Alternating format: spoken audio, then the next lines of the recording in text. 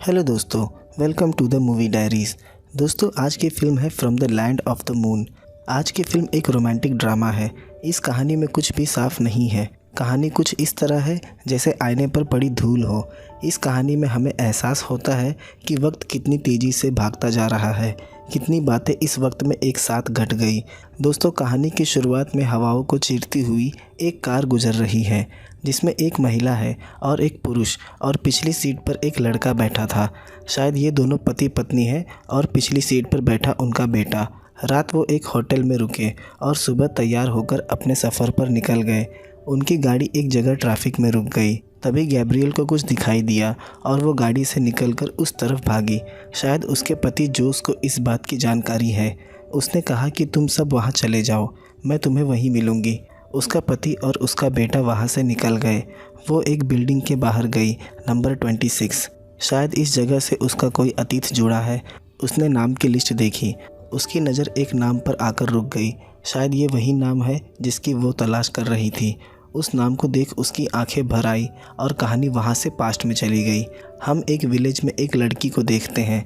ये लड़की गैब्रियल थी। वो एक स्कूल में जाती है। उसे नई नई किताबें पढ़ने का शौक़ है।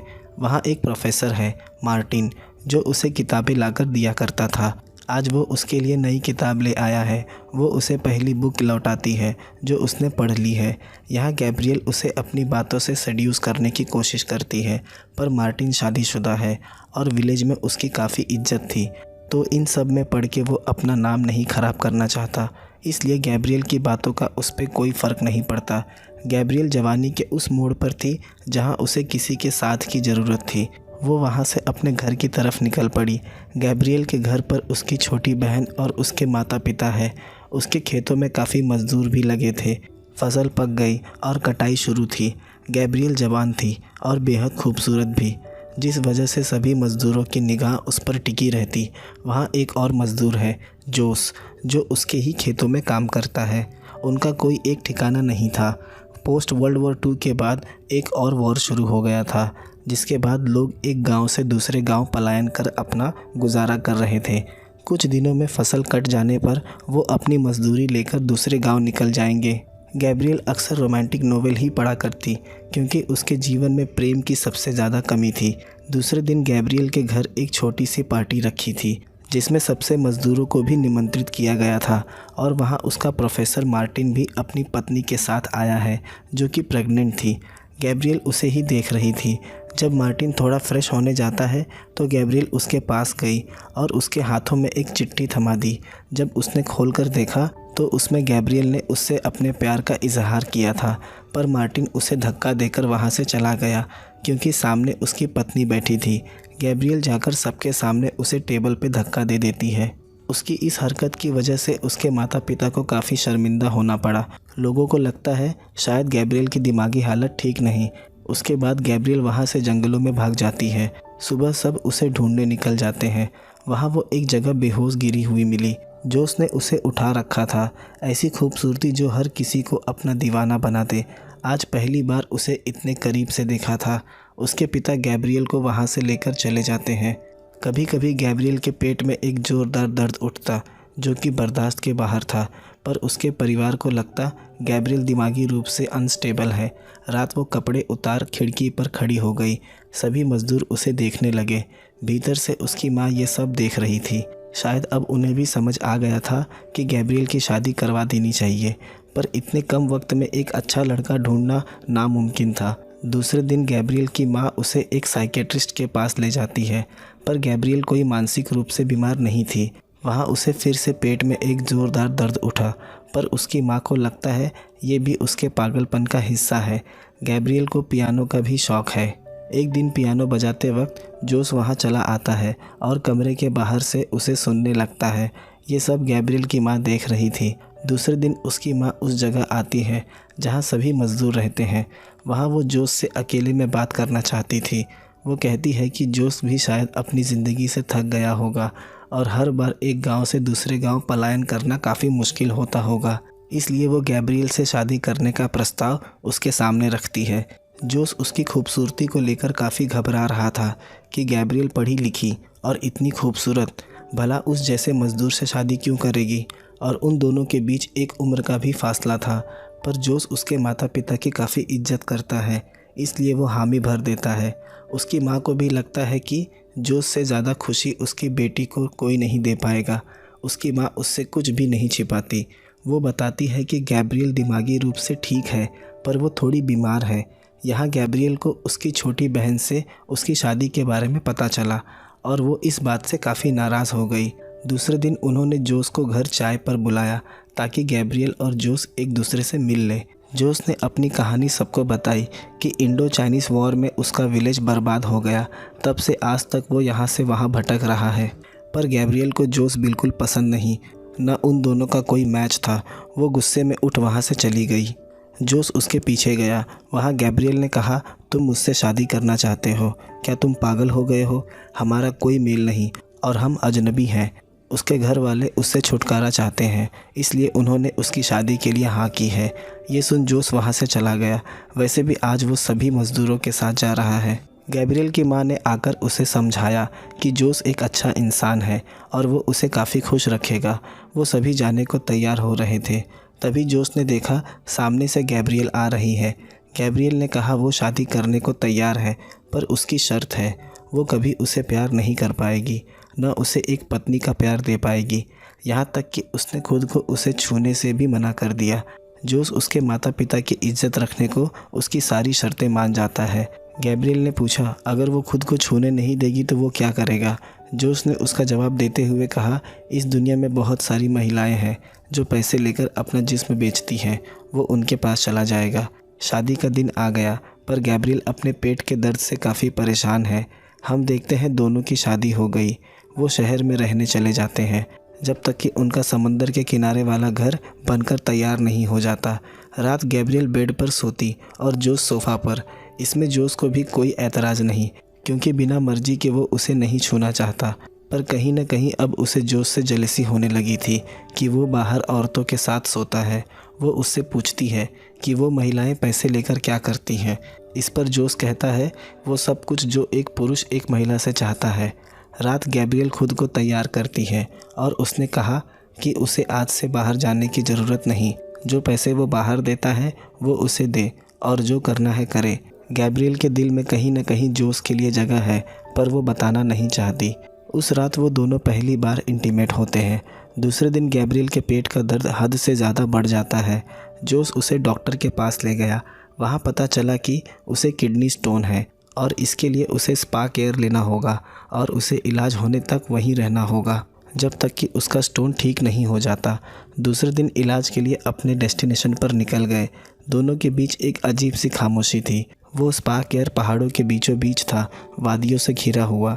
जोस उसे वहाँ छोड़ जाने लगता है। वो हर हफ्ते उसे मिलने आया करेगा। जाने का मन तो नहीं कर रहा, पर उसे जाना होगा।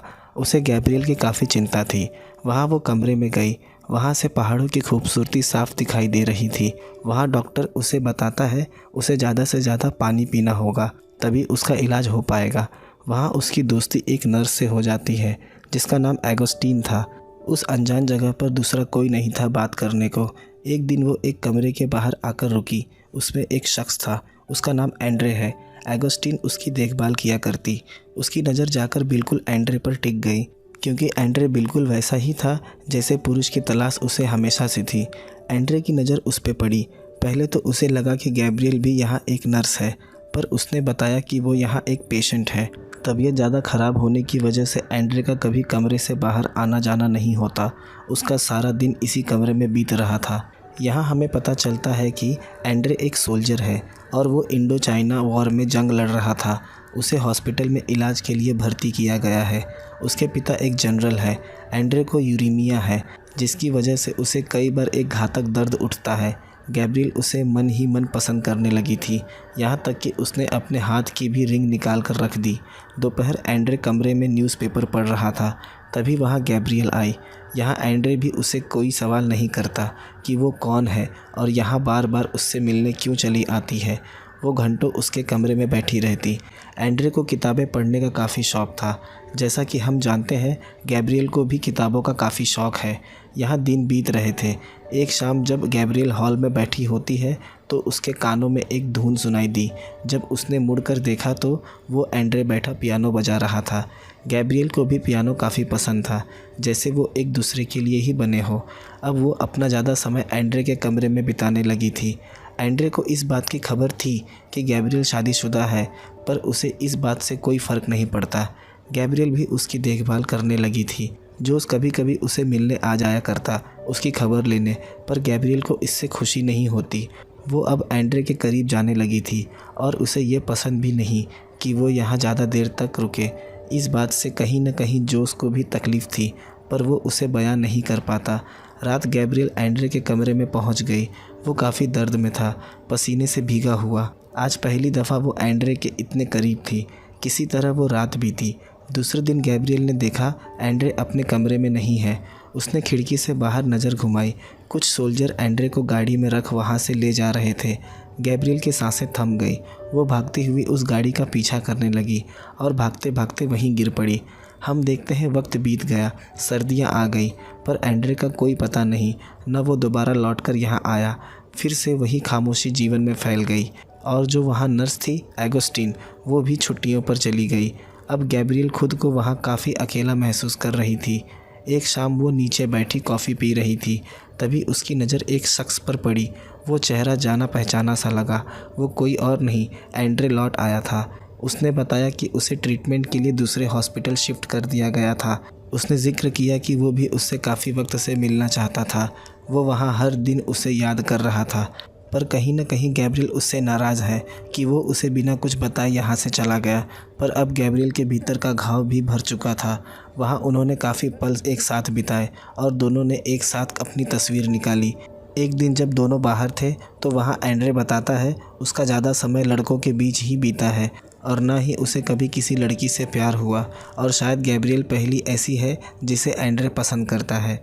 वहाँ गैब्रियल अपने कपड़े उतारने जाती है, पर एंड्रे उसे रोक देता है क्योंकि गैब्रियल की शादी हो चुकी है, पर वो इस बात से इनकार करती है। एंड्रे को लगता है शादी एक पवित्र संबंध है और उससे छेड़छाड़ करना गलत होगा। गैब्रियल काफ़ी दुखी हो जाती है कि उसकी शादीशुदा ज़िंदगी कहीं न कहीं उसके और एंड्रे के बीच रुकावट बन रही है। वो वहाँ से भागने लगी। एंड्रे उसके पीछे पीछे हॉस्पिटल गया। वहाँ वो खुद को रोक नहीं पाए और दोनों इंटीमेट होने लगे, जैसे सारी रुकावटें ख़त्म हो गई हो और आसपास और दूसरा कोई नहीं, बस दोनों के पास आज का ही दिन हो। सुबह वो देखती है कि एगोस्टीन छुट्टियों से लौट आई है और आज शाम गैब्रियल को डॉक्टर ने मिलने बुलाया है। शाम डॉक्टर ने बताया कि अब उसकी स्टोन की समस्या ठीक हो चुकी है और वो अब अपने घर जा सकती है। उसके पति जोस को भी खबर दे दी गई। वो कल उसे यहाँ ले आ रहा है, पर गैब्रियल इस बात से खुश नहीं थी। वो एंड्रे को छोड़ नहीं जाना चाहती। उसने कई सपने उसके साथ देख रखे थे। वो भागकर एंड्रे के कमरे में आई। उसने कहा, चलो हम भाग चले यहाँ से, सबसे दूर, जहाँ सिर्फ मैं और तुम हो। पर एंड्रे खामोश था। गैब्रियल ने नज़र घुमाई तो एंड्रे के सारे सामान पैक कर रखे हुए थे। एंड्रे वहाँ से जा रहा था। गैब्रियल ने साथ चलने की ज़िद की, पर उसने मना कर दिया। ये सुन वो काफ़ी दुखी हो गई कि वो उसके बिना कैसे रहेगी। एंड्रे उसे यकीन दिलाता है कि वो दोनों एक दूसरे को ज़रूर पत्र लिखेंगे और एक दिन उनका मिलना ज़रूर होगा। अगले दृश्य में हम देखते हैं वो अपना सामान पैक कर जोस का इंतज़ार कर रही है। जोस उसे लेने आया। वो जाकर आखिरी बार एगोस्टीन के गले लगी कि उनका मिलना दोबारा होगा। उसने गैब्रियल की यहाँ काफ़ी देखभाल की थी और फिर गैब्रियल और जोस अपने नए घर की तरफ निकल गए। काफ़ी बड़ा घर था, पर घर के हर एक कोने में एक अजीब सी खामोशी फैली थी। रहने वाले दो थे, पर कुछ कमी सी महसूस हो रही थी। शादी के इतने दिनों बाद भी गैब्रियल ने जोस से सीधे मुंह कभी बात नहीं की थी। उस घर में जोस ने पियानो भी खरीद लाया था, जो कि गैब्रियल को सबसे ज़्यादा पसंद है। उनका घर बिल्कुल समुंदर के किनारे था। कभी कभी उसका परिवार उसे मिलने आ जाता, तब एक हल्की सी खुशी हमें उसके चेहरे पर दिखाई देती। एक रात गैब्रियल बताती है कि वो हॉस्पिटल में एक शख्स से मिली थी और वो उसे पसंद करने लगी। वो ये सब छोड़ उसके पास जा रही है। ये सुनते ही जोस गुस्से से भर गया और वहाँ से चला गया। गैब्रियल एंड्रे को हर रोज़ पत्र लिखती, पर उसका कभी भी कोई जवाब नहीं आया। इस बात की खबर जोस को भी थी, पर उसने कभी उसे रोका नहीं। शायद वो किसी भी हाल में बस उसे खुश देखना चाहता था। वो हर रोज़ एंड्रे के लेटर का इंतज़ार करती, पर कोई खबर नहीं। कहीं एंड्रे उससे भूल तो नहीं गया। एक रोज़ तो उसने अपना सामान भी पैक कर लिया जाने के लिए, पर जाना कहाँ है उसे भी नहीं पता। हर रोज़ उसकी मानसिक स्थिति गिरती जा रही थी और इस बात का सबसे ज़्यादा दुख जोस को था। एक रोज़ पोस्टमैन आता है। जोस के हाथ में कई सारे लेटर्स थे। ये वही लेटर्स थे जो अब तक गैब्रियल ने एंड्रे को लिखे थे, पर सारे लेटर्स एंड्रे के एड्रेस से वापस आ गए। शायद एंड्रे उस जगह नहीं रहता। उन लेटर्स को देख वो पूरी तरह से टूट जाती है। जोस किसी तरह से उसे संभालता है। अब उसने भी एंड्रे की उम्मीद छोड़ दी थी। हम देखते हैं वक्त बीत गया और गैब्रियल ने एक बच्चे को जन्म दिया है। दोनों काफ़ी खुश थे। धीरे धीरे वक्त बीतने लगा और अब उनका बेटा भी बड़ा होने लगा। वो काफ़ी अच्छा पियानो बजाता था। वो जब पियानो बजाता तो गैब्रियल को एंड्रे की याद आ जाती। इतने साल बीत गए पर वो अब भी उसे नहीं भूल पाई थी। वो अपने बेटे को पियानो कंपटीशन के लिए तैयार कर रहे हैं। अगले हफ्ते दूसरे शहर में उसका पियानो कंपटीशन है। दोनों लियोन जा रहे हैं। अब गैब्रियल और जोस के बीच की दूरियां भी ख़त्म हो गई थी। दूसरे दिन वो लियोन पियानो कंपटीशन के लिए निकल जाते हैं। ये वही दृश्य है जो हमने फिल्म की शुरुआत में देखा था। उसकी नज़र उसी बिल्डिंग पर पड़ी जिसका पता एंड्रे ने उसे दिया था। उसने ऊपर जाकर कमरे का दरवाज़ा नॉक किया। भीतर से एक शख्स ने दरवाज़ा खोला। ये वही सोल्जर था जो हॉस्पिटल में एंड्रे की देखभाल किया करता था। शायद वहीं से वो गैब्रियल को भी जानता है। यहाँ पूछने पर पता चला कि एंड्रे की मौत हॉस्पिटल में ही हो गई थी जिस दिन एंड्रे को हॉस्पिटल से पहली बार ले जाया जा रहा था। एंड्रे दोबारा कभी लौट कर आया ही नहीं। ये सब बस गैब्रियल के इमेजिनेशन में चल रहा था कि एंड्रे दोबारा लौट कर आया और दोनों ने एक साथ वक्त बिताया। ऐसा कुछ भी नहीं हुआ। ये सुन वो दुखी होकर वहाँ से निकल जाती है। यहाँ वो भागते हुए अपने बेटे के पियानो कंपटीशन में आती है, पर तब तक कंपटीशन ख़त्म हो चुका था। सब चले गए थे। रात वो घर की तरफ निकल गए। यहाँ जोस कुछ बातें रिवील करता है। जब वो उस दिन पहली बार उससे मिलने हॉस्पिटल आया था तो बाहर उसकी मुलाकात एंड्रे से हुई थी, पर एंड्रे इस बात से अनजान था कि जोस गैब्रियल का पति है। उस दिन दोनों के बीच काफ़ी बातचीत भी हुई। वहाँ एंड्रे ने गैब्रियल की तरफ इशारा करते हुए बताया कि मैं उस महिला से बहुत प्यार करता हूँ। इस जन्म में शायद उनका मिलना न हो, पर जोस ने इस पर कुछ नहीं कहा और वहाँ से चला गया।